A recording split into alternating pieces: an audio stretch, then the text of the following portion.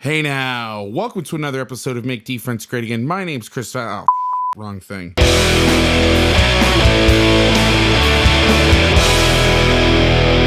Hey now, welcome to the Coach Vass YouTube channel. Hey now. The goal of this channel is to examine concepts from college and pro football that I find interesting. Each video will be laid out in a way that viewers with all levels of knowledge from every background will be able to learn something new. From the casual fans just getting in the scheme, all the way up to diehard coaches who have 4 portable storage drives of film from the last few decades, there's something for everybody.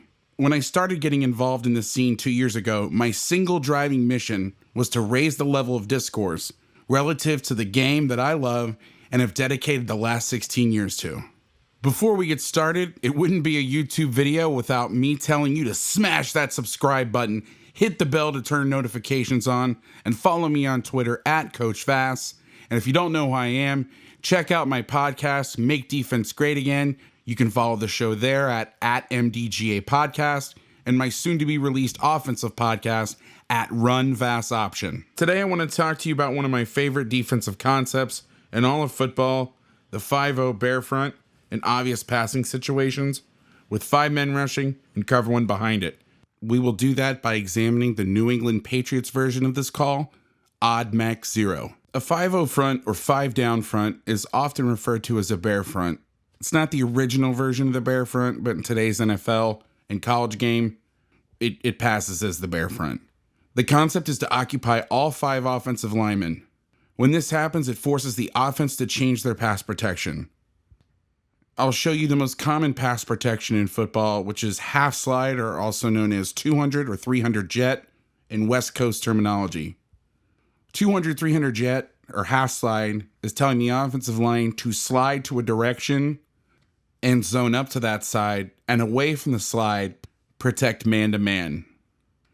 As you can see in this drawing, when you get in a 5-0 front, the offense has to change their approach.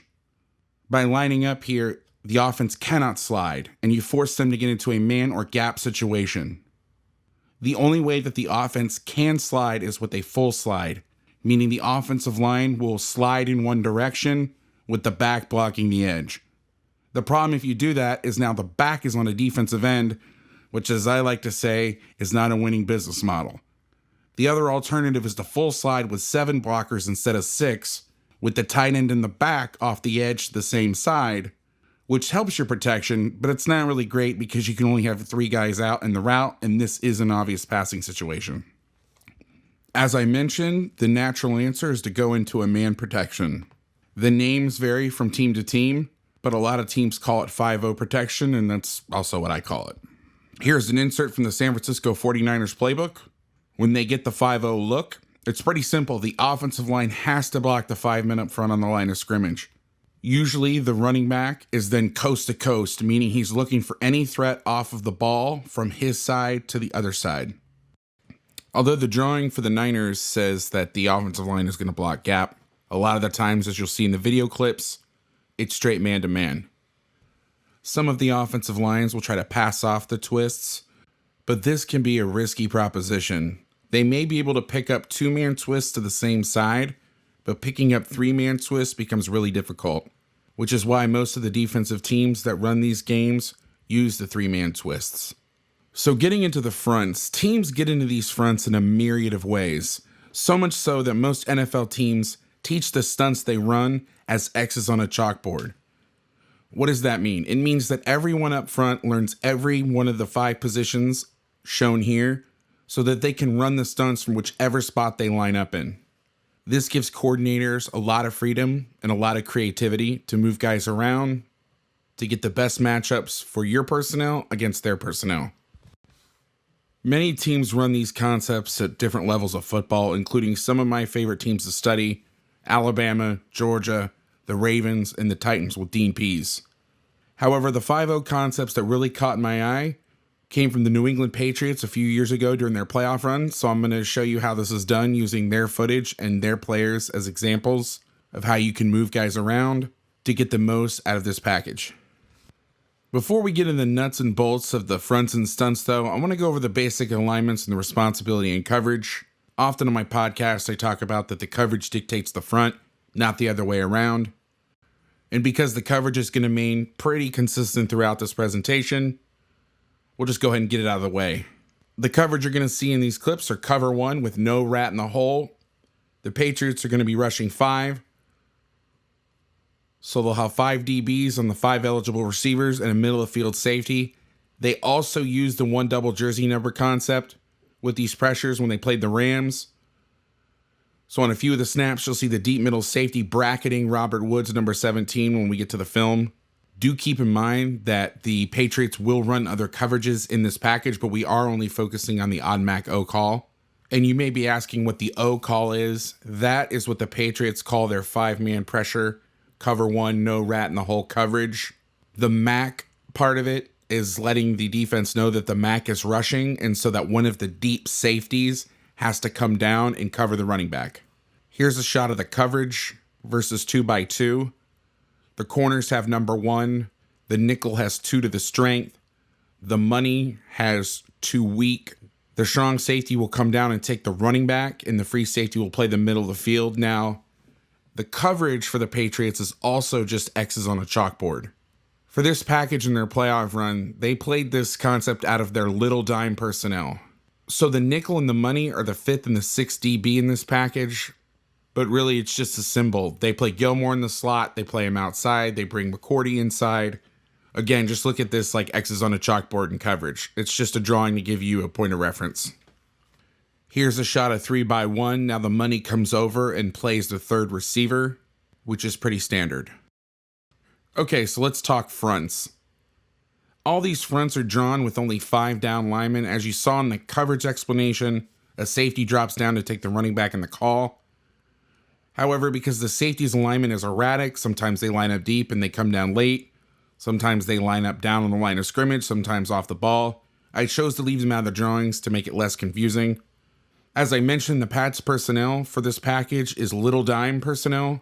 They're playing with 3 defensive linemen, so they're going to play with number 98, Trey Flowers, number 70, Adam Butler, and number 94, Adrian Claiborne. They play with 2 inside linebackers, 54, Dante Hightower, who plays Mac, 53, Kyle Van Noy, who was the Buck. And as I said, the Pats are going to play with 6 DBs in this personnel group. And for this run, they played with 4 corners and 2 safeties. The corners are going to move all around, matching up with different receivers in different formations for different teams, and there's some interesting stuff you'll see there. And minus a few snaps, a few outliers, the constant is that Devin McCourty, number 32, is going to line up as the deep middle safety, and strong safety number 23, Patrick Chung, will be the player to come down and cover the running back man-to-man regardless of the formation. When I installed this at the high school level, we would tell the safety to the running back to drop down, and he would take the running back, so it depended on the formation. The Pats are smart, and they use their better middle of the field player to play in the middle of the field, and their better man cover guy to come down and cover the back, regardless of the formation or back set. The first front is their odd front, which is just a normal presentation, 2 DNs and 5 techniques, a nose and a 0 technique head up on the center. The players know when odd Mac is called that they will line up in a mug look with the backers on the outside shoulder of the guards up on the line of scrimmage. Again, this forces the 5-0 protection call. The next front is Joker, and I'm not 100% sure on the definition of Joker. I think it's because it's a fluid term. The Pats line up in the same front, but sometimes the DNs would be DNs. Sometimes they would kick inside and the linebacker would go outside, but only to one side. The drawing here is a hybrid with Adrian Claiborne and Dante Hightower switching spots, and sometimes it's just for matchups. Sometimes it's to maximize the effectiveness of a stunt, which we'll get into a little bit more later. The next front is even, and this is traditionally used with 4 defensive linemen and 1 linebacker walking up over the center, if that is in the call. However, in little dime personnel, there's only 3 D linemen, so they just used Hightower as a D end.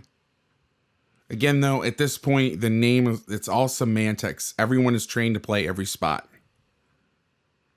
The next look is actually out of their dollar personnel. So the Patriots bring in another safety, number 21, Harmon, and take out Butler. Chung then comes down and plays as a linebacker. and gets involved in the front. So now the Pats are effectively in a 2-2-7 personnel grouping. And again, it's the same front, which with Chung in the front, they call Viking. Here are a few popular fronts that you'll also see. The Pats didn't use it during the playoff run, but I just wanted to show you what some of the other teams are doing out there because you will see it pop up. The first is a load front, and it can be flipped in any direction, but the basic premise is you put 3 defensive linemen to one side, 1 lineman to the other, and a linebacker off the ball.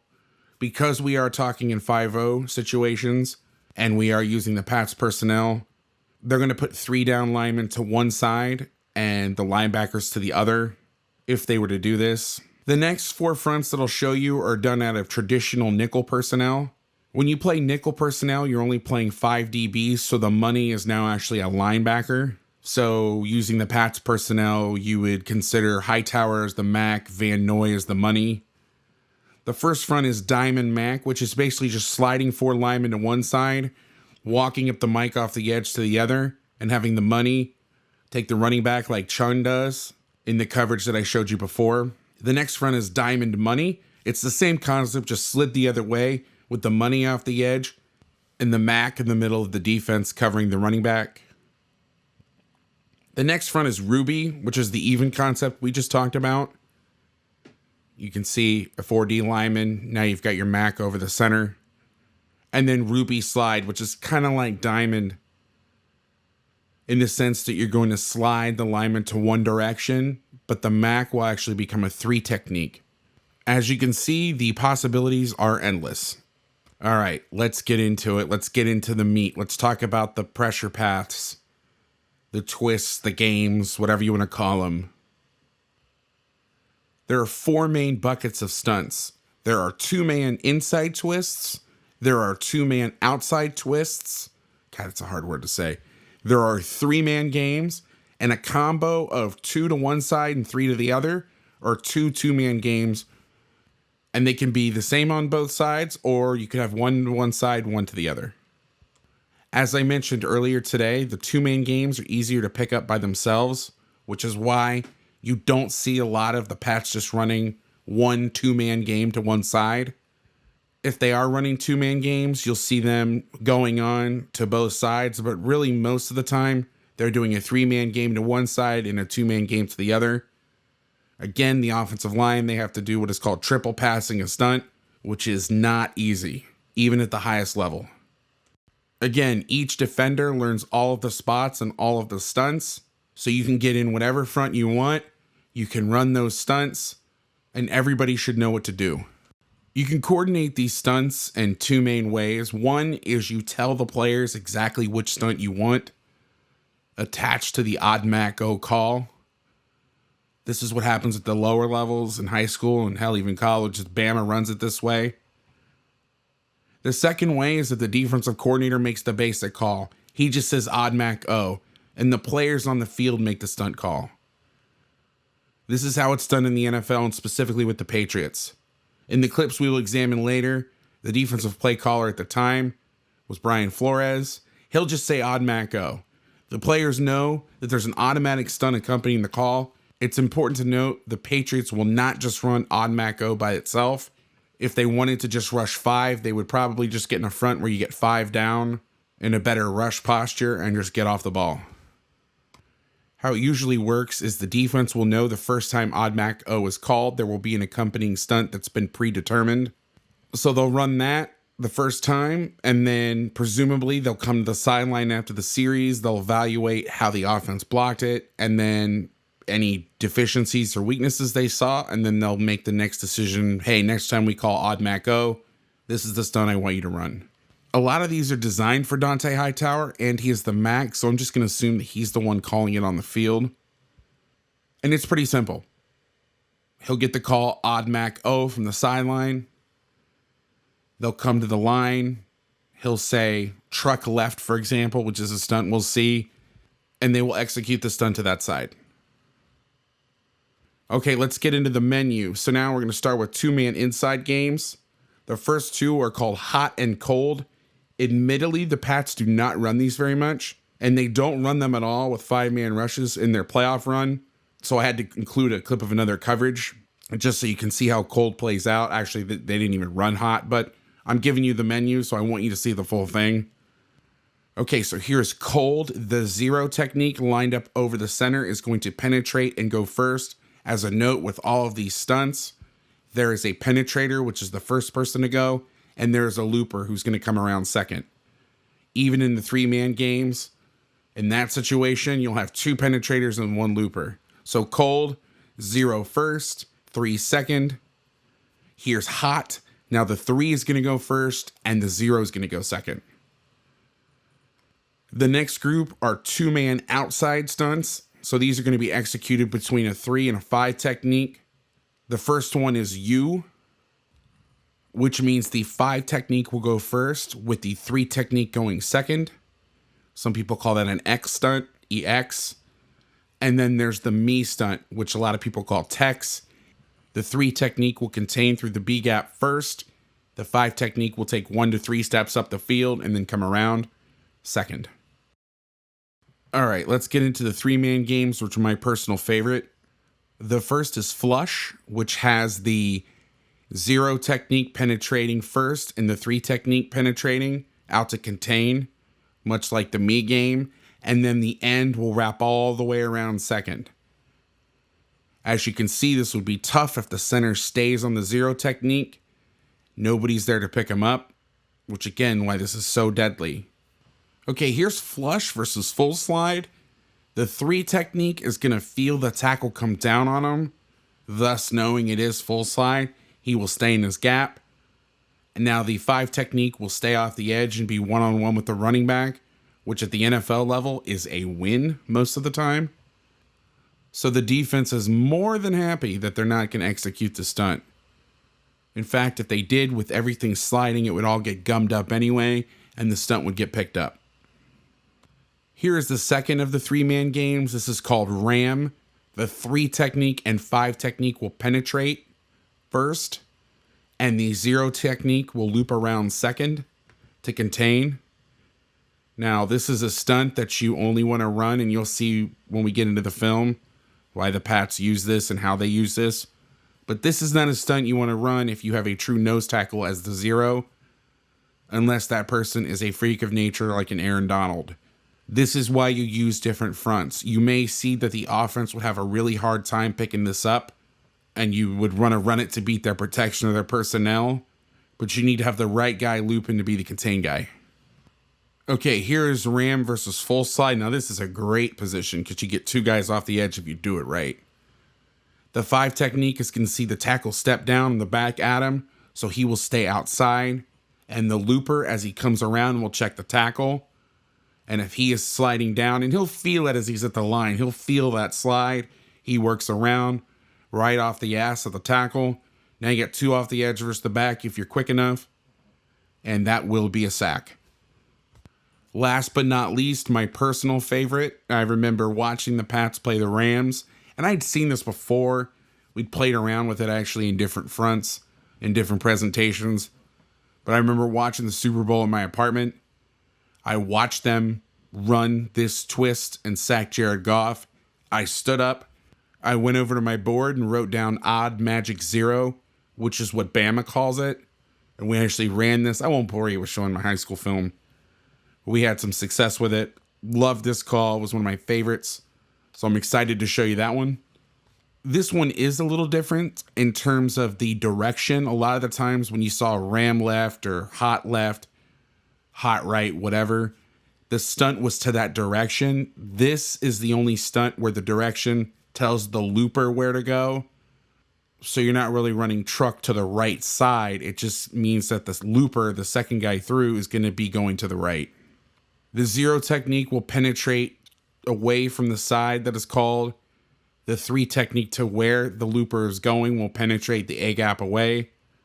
And then the 3 will wrap around away from the call, but to the direction it's going. And real quick, before we get into the film, I just wanted to show you one combo. Here's flush right, me left. You're going to see this a lot. You got the combo, 3 to one side, 2 to the other. It presents a lot of problems for the offensive line, and it's easy for the defense to run. Okay, let's get into the film. Usually we would watch the sideline copy and then the end zone copy like most coaches do. But because the focus of this video is the front, we will do it the other way around, showing the end zone copy, then the sideline. One thing I do want to mention is that, as I said before, each stunt has a penetrator, sometimes multiple penetrators, and a looper, with the penetrator going first and the looper going second. The key point is that the stunts are set up for the looper. The penetrator is setting up the looper to be successful. Occasionally, the penetrator will come free, as you'll see in the video, but more often than not, the looper's going to be the guy making the play. Okay, let's start with two-man games. The first one is a U call. This is the Joker front, which allows the guys to move around. For this snap, you'll see the nose tackle, who usually plays over the center, moving to a 3 technique, and the backers aligning in a 0 and a 3. We actually started doing this with the team I coached and called it Pats. I know, catchy and original, right? The Pats don't do it for the same reason, but if you have a dominant defensive tackle, you don't want him to line up in a 0 technique where he's going to be rushing down the middle of an offensive player. Thus, he can't really get a pass rush. You want to move him to the edge of an offensive lineman so they can rush half a man, and really, if you talk to most guys, a third of a man. As you can see here, 98 Flores takes one step upfield and then quickly comes underneath. He takes the first step to try and get the right tackle for the Chiefs to vertically set. And then 53 Van Noy steps around. You can see the offensive line try to pass this off, but it's very difficult. Gets to Mahomes as he throws the ball. Hightower's occupying the center and acting as a pseudo spy on Agent 15. In terms of coverage, Gilmore's matched on Kelsey. Chung is on the running back, which he almost does every snap, except for when he's part of the front. It is cover 1, but since the speed threat is to one side, free safety Devin McCourty plays over to the top to that side. He's cheating that way. Here's an example of double me out of the Viking front. The players lined up over the guards of the 3 techniques will go first, aka the penetrators. With the players outside the tackles, also known as the 5 techniques, will step and be the looper, coming second. Chung will stand over the center and occupy him so he can't help on the loopers, like he would if it was a normal 4-down front with no mugging player over the center. Chung, it looks like, is taught that if the center does vacate and try to help to one side or the other, that he can just add on and blitz. In this clip, for some reason, he ends up running with the running back, which is odd because he's already covered by Devin McCourty. This is the only snap of dollar personnel, so they basically just took out the nose, brought in a third safety. So they took, and really what happens, Chung becomes the nose, quote unquote. McCourty comes down and does his normal job of covering the back. And number 21, Harmon, goes and plays the deep middle third. Coverage-wise, the DBs are playing lock and level to the bunch formation, which means each defender is going to line at a different level and cover their guy, no pass-offs. Here's another snap of double me, this time out of the rush front. Both guards do a great job of switching with the tackles and picking up the pressure. Even though 66 does a great job picking up Hightower, he accidentally shoves him too far off his path and really shoves him into Rivers' throwing lane, forcing the interception. Coverage note, the slot defenders are playing outside leverage of the receivers because the receivers are lined up tight. The same is true for Jason McCourty here at the bottom because the wide receiver also has a tight split. Gilmore, who during this game followed Keenan Allen, lines up inside because Allen is too far away from the deep middle safety to get help. The next clip is Army personnel, which in effect is the same exact thing as Little Dime. You can see the first example of the cold stunt to the right, with number 70 Butler going first and Van Noy 53 going second. The center can't switch off and Van Noy is a straight shot at the quarterback. To the left, you get a U stunt with 98 Flowers going first and 54 Hightower going second. Now the coverage here is the interesting part of this. The Pats are running a spinoff of one of my favorite coverages, one double jersey number, which is where the defense doubles a particular receiver and then the other deep safety plays the middle of the field. For this Super Bowl, the Pats double number 17 Robert Woods, and he's the only guy they double during the game. You can double a receiver for a few reasons. One, he's their best guy, and you don't think you can handle him man-to-man. Or simply the offense targets that player exponentially more than the other players. In that specific situation, you know the ball's going to go to him. However, they use what I call the Dion principle. They put their best player, Gilmore, on their second best receiver, number 12, and former Patriot, Brandon Cooks, and then double Woods. The name comes from the concept, I think it was the Cowboys. He may have done it earlier in his career. They put Dion on the second best guy man-to-man and said, you take care of this guy. You can handle him all game and then zone the other side. Whatever you want to call it, this concept effectively eliminates their top two guys or tries to. And if your best can beat their second best, it's fantastic. It also prevents you from allocating all of your resources to one player. I ran this concept a few years back in a state championship game, but their top dog was so good, we put our best on him and doubled him.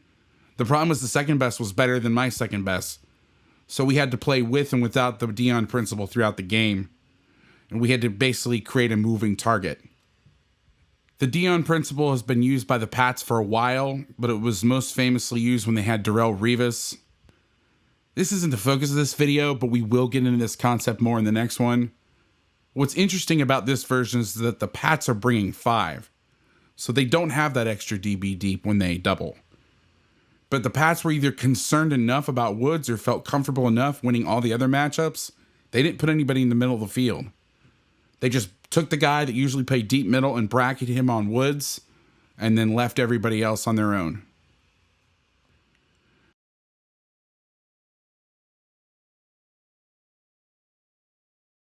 This next stunt is cold right, you left. It's a complete cluster, you know what, but sometimes it's so bad it's good. The Pats are in a hybrid front with the backer playing in the B to one side and the backer playing off the edge to the other. Van Noy and Hightower bust and look confused, but it doesn't matter. Claiborne executes the stunt perfectly and hits Goff in the face. I noticed that the Pats ran the cold stunt versus the Rams way more than they did versus the other two playoff teams, which leads me to believe they found the matchup there, or they didn't feel the center came off quick enough on stunts. But to be honest, unless you have Bill Belichick in front of you, you're kind of guessing. That's why I always laugh when some people think that like I have all the answers as to why people do stuff. Sometimes it's their guys aren't very good. Sometimes it's your guys are just really good at doing certain things. It could be as simple as, hey, Hightower's our best guy. He plants best off his right foot. I'm not saying this happened. This is just an example. But he plants better off his right foot, more so than his left. So we'll run his stuff with him coming from the right, going left. You just never know. For this next clip, coaches show their teams after games versions of what some people call the good, the bad, and the ugly. Great plays, not so great plays, and then just flat out fugly stuff. And I'm going to kind of do the same when I teach these concepts. I believe that the human brain learns better by watching somebody make a mistake sometimes than doing it successfully. So, you know, I can't just show highlight tapes. That's not fair. So here's the Rams picking up a cold and me game. And if you're being cynical or generally dislike offense like I do, you'll chalk it up to the Pats lining up late and being off the ball, which helps the offensive line see the stunts easier than they normally would. But either way, they do a great job picking it up. Coverage-wise, the short split by Cooks either forces or helps decide Gilmore to bail, which gives Goff a nice window to throw the curl route in. Another side note, and just the nature of how the Pats did this. Usually when I teach, I show the stunt on the board, then I immediately show a video. But because they didn't do a lot of singles, you kind of had to teach everything at first and kind of throw everything out there and then go back to it with the film. Otherwise, it would have been super confusing. So I hope that you guys aren't confused when you're watching this and you understand why I chose the way I did to lay this out. Okay, the rest of the stunts I will show feature 3-man games. As I've mentioned before, 3-man games are the hardest to pick up, and you really see why.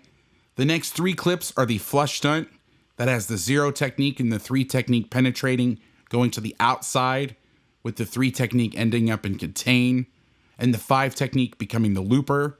As he goes around, he'll find grass. We've told our 5 techniques as you're coming around. Just find the first opening. If you want to get technical, coaches, tell him to read the center. If he's at you, go to the opposite A. If he's away, go to the near A gap. Whatever you prefer, if you want to put this in. Again, the Pats are attacking the center, Here you can see the Rams try to two-man pass off the stunt. Usually one of the byproducts of executing stunts, games, and twists is that they get the offensive line on different levels. However, this actually helps the Rams.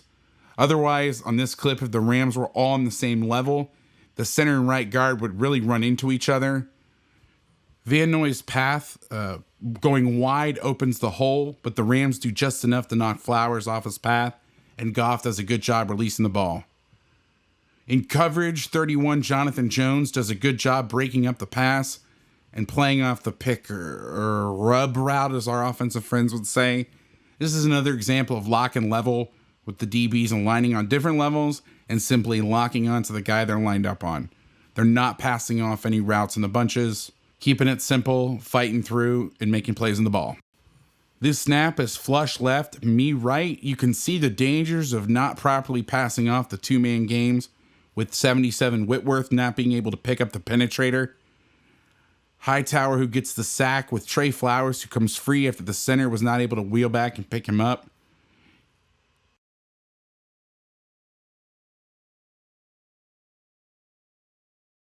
In coverage, Cooks eventually beats Gilmore, but it takes him so long to do so, he doesn't get open until Goff is blanketed in the backfield. The other routes are deeper, and the Patriots do a good job of covering them. And really, they do it all game long. The next clip is flush with the me game again. This time, the Rams center, 65 John Sullivan, does not come back and pick up Flowers, and he gets a free shot on Goff. To the other side, Claiborne and Hightower switch alignments. Claiborne gets too wide too quickly. Hightower has no room to come back inside, so ends up staying outside until it's too late, and the offensive line is able to switch the stunt easily. In coverage, 31 Jones loses Woods on the crossing route, and Woods makes a nice catch. And you can really see on this play why the Pats decided to double him often during the game. He does a great job here.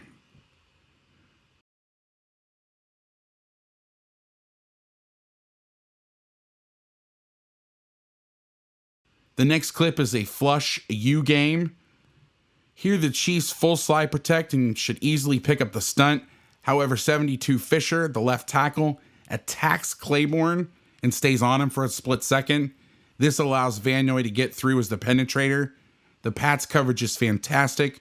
It forces Mahomes to hold the ball, allowing Van Noy to step up and get the strip sack. And the issue here is that there's only 21 seconds left in the half. And as I mentioned early on, protecting with 7 eliminates a receiver from the pattern. And this is really particularly damaging when the receiver in question that is staying in is Chiefs all-world tight end Travis Kelce. Again, 7 in protection at the end of the half really plays into the Pats' hands.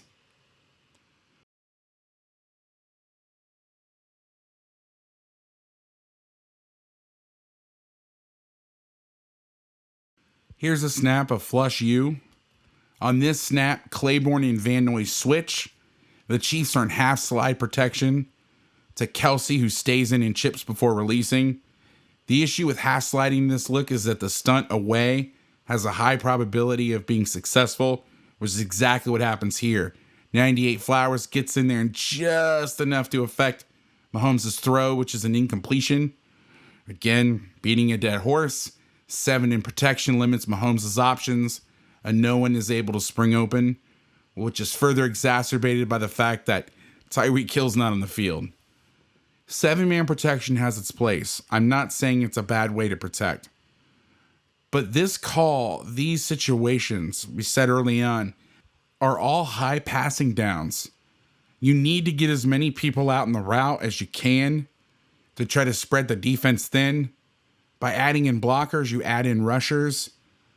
And if you can't win down the field with 3, you need to increase your chances by getting more receivers into the pattern, especially with Hill not being on the field.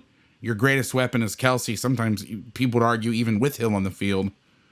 You need to get him out there. You need to get him in the route.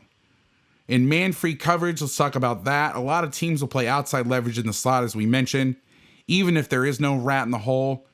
I don't want to go into a rabbit hole or another tangent, but man-free coverage usually refers to rushing 4, manning up the eligible receivers underneath with a rat in the hole who's covering the short hole, and you can play him a lot of different ways.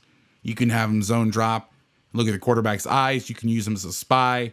You can tell him to double a specific route, or you can pass off routes, crossing routes, and then the original defender can go become the rat, and then you have a deep middle hole player. To combat in-breaking routes, since you line up with outside leverage, you do so because your help is in the middle. If they're quick inside routes, the defenders are taught to undercut them, meaning they want to get in between them and the quarterback, so the quarterback has to put air on the ball. The safety can break down on it. It allows the deep middle safety or the rat to play the ball. And here you can see that in action even without the rat. The next two stunts are Ram. Ram is a 3-man game where the 3 technique and 5 technique will penetrate first, and the 0 technique over the nose loops around second to contain. This is generally not my favorite stunt. You have to have a guy that's playing 0 with wheels to contain. This is why when the stunt is run, the 0 will usually be a quicker player like a linebacker, not a traditional defensive tackle. And as you see in this clip, it holds true. I never saw the Pats run this with a traditional D lineman as the 0. Here, Van Noy is the 0. Number 70, who's been playing the 0 most of the time, Butler. He's going to slide over to a 3 again. Away from the Ram is a me game, with Hightower and Flowers switching their normal alignment. Butler does a great job penetrating, but Adrian Claiborne does not spike into his B gap. Thus, Van Noy and Claiborne just run into each other. The Chiefs do a good job of passing the me game off on their right side and stymies the Pats' rush. The coverage here is called red 0. The Saban Belichick guys will tag red to their 0 or 1 coverages in the red zone.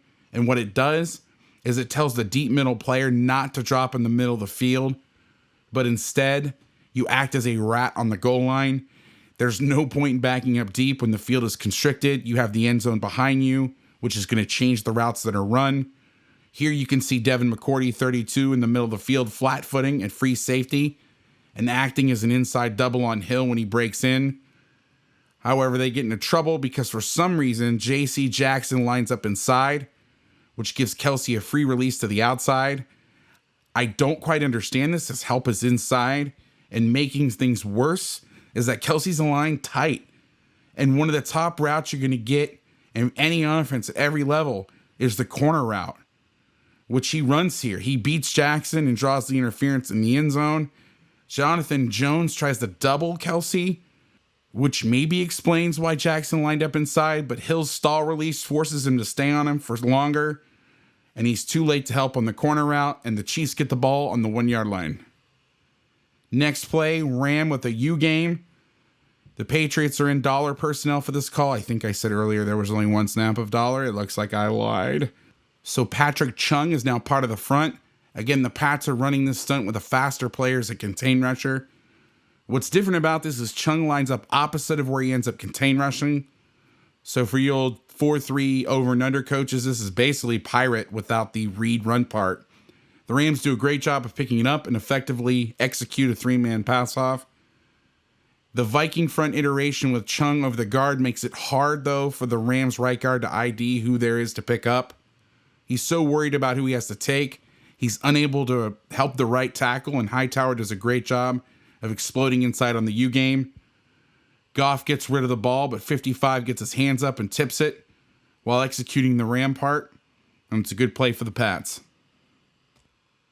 Okay, so I know this is my first YouTube video, and I'm supposed to catch people's attention at the bat, and maybe this is a rookie blunder, rookie mistake, but I saved the best for last. My personal favorite, the truck stunt. First clip is Trucks versus the Chiefs. The Chiefs straight man block this, and it's a nightmare. Right guard chases Hightower, who is the looper, who is the person in this stunt that's designed to be free. The penetration from Hightower comes around. He forces Mahomes backwards into the path of Trey Flowers, who's contain rushing from the other side. Coverage-wise, the Pats lock and level the bunch, and the coverage is fantastic, and Mahomes is toast.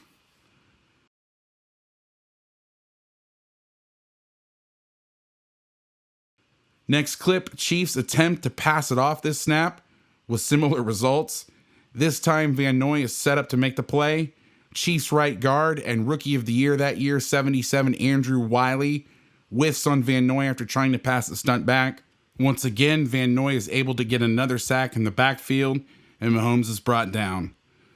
The Pats' coverage isn't as good on this snap, with a crosser from the offense's right getting open, but Mahomes doesn't have the time to get rid of it, and it's another explosive play for the Pats defense. The last two clips are versus the Rams. One of the key reasons you run this stunt is to get one-on-ones, and the Pats win 3 of theirs on the snap, which leads to a meeting at the quarterback. The Rams are releasing 5 in the route and man this up with the offensive line, and they cannot keep up with the Pats front, and they force a sack late in the third quarter of the Super Bowl for a huge play, which ended up leading to a Pats victory.